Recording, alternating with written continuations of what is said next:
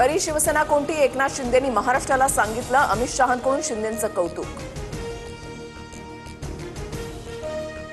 तुम्ही 10 वर्षात मुंबईसाठी काय केलं? धारावी पुनर्वसन प्रकल्पावरून ठाकरेंच्या आरोपानंतर अमित शहांचा हल्लाबोल.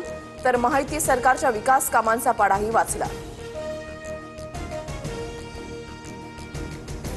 उद्धव ठाकरेंची आमदार खासदारांसोबत डिनर डिप्लोमसी. मनसेसोबत युतीसाठी सकारात्मक. स्थानिक पातळीवर आढावा घ्या.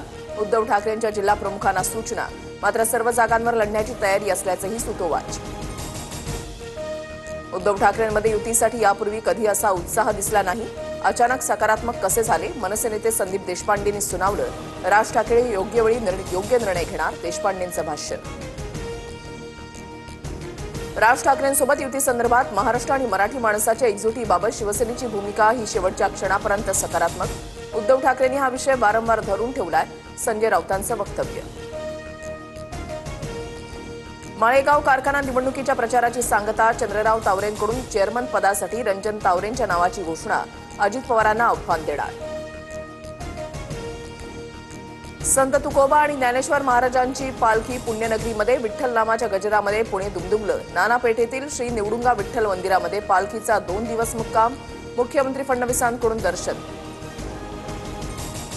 उजनी धरणातून 10,000 क्युसेकनं भीमा नदी पात्रामध्ये पाण्याचा विसर्ग. 7 ते 8 दिवसामध्ये हे पाणी चंद्रभागेत पोहोचणार.